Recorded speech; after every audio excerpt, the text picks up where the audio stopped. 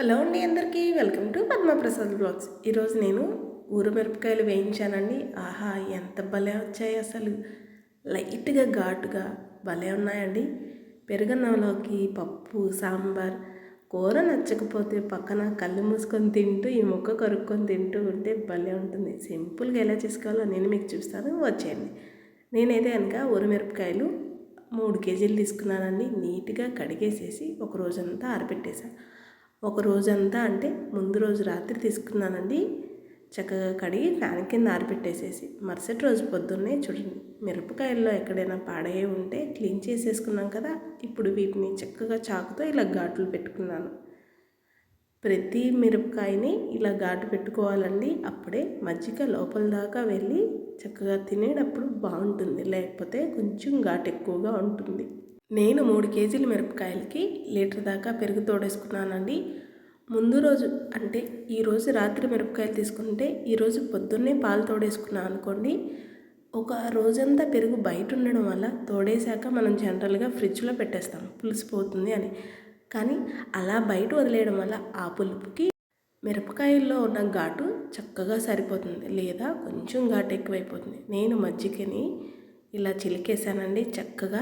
అదే అండి, పెరుగును ఒక గిన్నెలో వేసుకొని చక్కగా కవ్వంతో చిలికేసాను. నేను ఒక డబ్బాలో ఊరు పెట్టడానికి నా దగ్గర పెద్ద డబ్బా ఇదే ఉందండి. చక్కగా మనం చిలికిన మజ్జిగనంతా ఆ డబ్బాలో వేసి వాటర్ని అడ్జస్ట్ చేసుకుంటూ ఇప్పుడు దీంట్లోనే రుచికి సరిపడా ఉప్పు కూడా వేసుకున్నాం.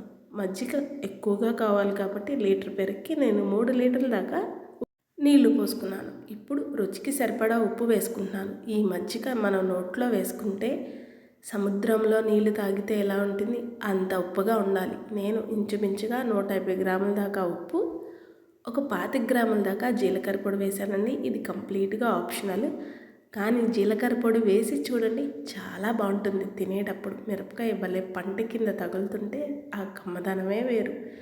చక్కగా ఇప్పుడు ఉప్పు జీలకర్ర పొడి కలిపేసాం కదా. ఇప్పుడు ఆ మజ్జిగలోనే మనం ఘాట్లు పెట్టి పక్కన పెట్టుకున్న ఊరమిరపకాయలన్నింటినీ కూడా వేసేసి మజ్జిగ మునిగేదాకా చూసుకోవాలి. చూడండి, ఈ మాదిరిగా మొత్తం అంతా కూడా ఫిల్ చేసేసుకొని మూత పెట్టి 24 గంటలు, అంటే నేను నిన్న పొద్దున మిరపకాయలు తీసుకున్నాను, ఇవాళ మార్నింగ్ వాటిని శుభ్రం చేసేసుకొని ఇలా స్టోర్ చేసుకున్నాను. దీన్ని 24 గంటల పాటు ఇలా మజ్జిగలో ఊర పెడితేనే చక్కగా ఊరమిరపకాయకి, అదే అండి పచ్చిమిర్చికి ఈ మజ్జిగ అంతా పట్టి కమ్మగా ఉంటుంది, లేదంటే ఘాటు ఎక్కువైపోతుంది, గుర్తుపెట్టుకోవాలి. చక్కగా నేను 24 గంటల వరకు ఈ మజ్జిగ ఊరమిరపకాయల్ని పక్కన పెట్టేసుకుంటాను. చూడండి, నేను నెక్స్ట్ డే చూపిస్తున్నాను మీకు. చక్కగా ఊరింది కదా. అదే అండి, మజ్జిగ కొంచెం ఫర్మెంట్ అవుతుంది కదా, బయట ఉంటే పులిసిపోతుంది అంటాం కదా, ఆ మాదిరిగా అయింది. ఇప్పుడు వీటన్నిటిని కూడా నేను ఒక బౌల్లో వేసేసుకొని ఇంకొకసారి మొత్తాన్ని కూడా ఇలా ముంచుకొని ఇప్పుడు వీటిని తీసుకెళ్ళి చక్కగా చూడండి ఎంత బాగా ఊరిందో. మనం మజ్జిగలో వేసేప్పుడు మిరపకాయలు ఎలా ఉన్నాయి, ఇప్పుడు ఎలా ఉన్నాయి. ఇప్పుడు వీటిని చక్కగా ఫ్లోర్ మీద కానీ లేకపోతే మీ వీలుని బట్టి ఎండలో క్లాత్ కానీ లేదా కవర్ కానీ, ప్లాస్టిక్ అవాయిడ్ చేయడానికి చూడండి. నేనైతే కనుక చక్కగా క్లాత్ వేసేసుకొని ఉన్న మజ్జిగని పక్కన స్టోర్ చేసుకోవాలండి. మనం ఇదే మాదిరిగా 3 రోజుల వరకు మిరపకాయల్ని మజ్జిగలో వేస్తూ తీస్తూ ఇలా ఎండపెడితేనే చక్కగా మజ్జిగ అంతా ఊరమిరపకాయలు పీల్చుకొని తినేటప్పుడు కమ్మగా ఉంటాయి.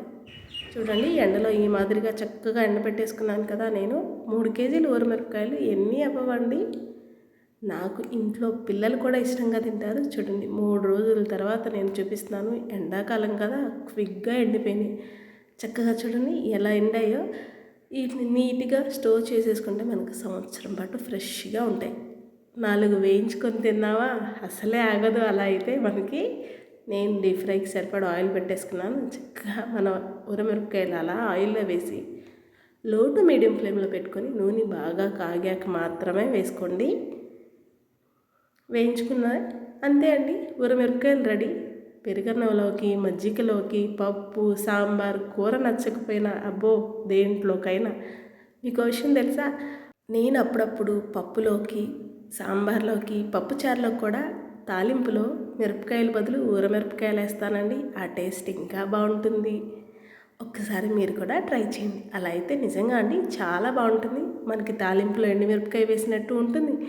ఆ ఉప్పు, పులుపు, కారాల్లో ఊరిన ఊరమిరపకాయ తింటే ఇంకా బాగుంటుంది. కాకపోతే కరకరలాడదు, కొంచెం మెత్తపడుతుంది. చూడండి, మన ఊరమిరపకాయలు రెడీ. నచ్చిందండి మీకు ఈ వీడియో? అయితే లైక్ చేయండి, మన ఛానల్ని సబ్స్క్రైబ్ చేసుకోండి. అన్నట్టు మర్చిపోయా, మీరు ట్రై చేస్తారు కదా, ట్రై చేస్తే ఎలా వచ్చిందో కామెంట్ చేయడం అస్సలు మర్చిపోవద్దు. ఉంటాను మరి నేను.